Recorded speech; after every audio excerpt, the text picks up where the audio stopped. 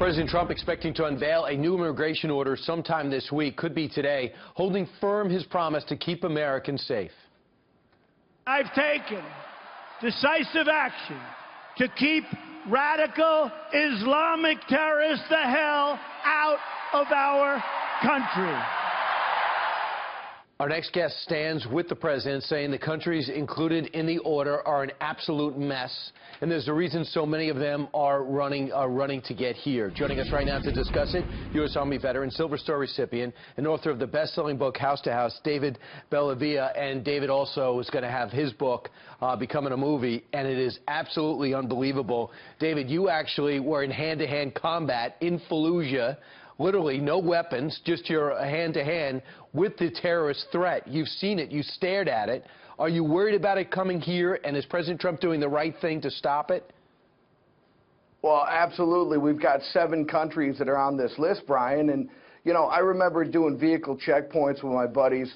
We'd pull over a 35-year-old Iraqi driver, and his license had a picture of him when he was 12 years old. I mean, Saddam is known for a lot of things, but having a robust Department of Motor Vehicles isn't one of them. And that was when the country was relatively stabilized.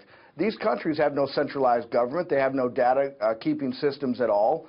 You know, all we could do when we talk about force protection, Brian, is we're trying to just mitigate the potential for probabilities of threat. And when you have 7 countries that are in open war, that you can't even fly into their national airports, this is a serious problem. And finally, we have a commander-in-chief who is a wartime president who takes this threat seriously. He's got a lot of generals around him, and I always thought that if someone's been to war, they're the last person to ever bring us to war if they understand the threat. So when he goes to put a 7-nation pause on the vetting, so we can analyze and put a vetting process to, a lot of people say, well, that shows a bias towards Islam, and that sends the wrong message to the world. What do you say? Well, here's the reality of the enemy that we face in the Middle East. The only thing that we could really, the enemy today is more akin to the Imperial Japanese in World War II than anything else. When you have an enemy that believes that their eternal salvation is predicated on the disposition that they have on the battlefield, that fatalism, how else we've never fought anything like this before. They're not going to leave the battle space. They're going to go out there and take as many of the enemy out as they possibly can. We are looking at this through Western eyes. This is an Eastern philosophy.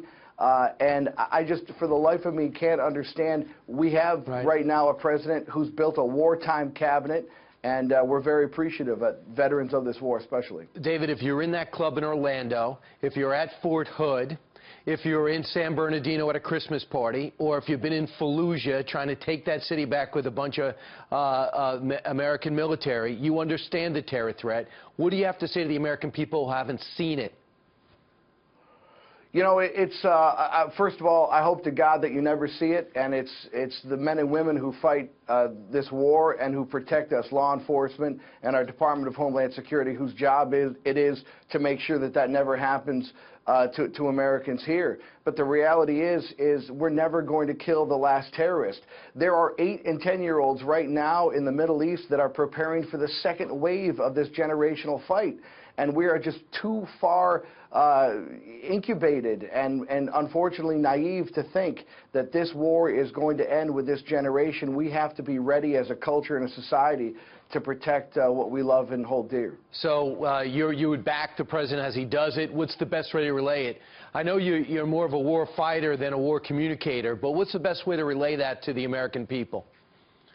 Well, you know, people go back to the draft all the time, and they say that, you know, the draft, as a professional military, you know, servicemen, we're much better off not having a draft because our men and women out there are professionals and they want to be there. But one of the things that we lost in the draft, we gained a sense of entitlement and a sense of national ignorance when everyone didn't have skin in this fight. 1/10 of 1% are out there fighting this thing. And I think we need to listen to the men and women who've been there. We have generals now in positions like Department of Homeland Security and NSA who have been there, cut their teeth in Vietnam, are continuing to serve, and we need to support those guys. Yeah, let them lead. House to House, the name of the book. If you want to feel like you've been there without being there, pick up that book. David Bellavia, thanks so much. Thank you, Brian. I appreciate it. All right.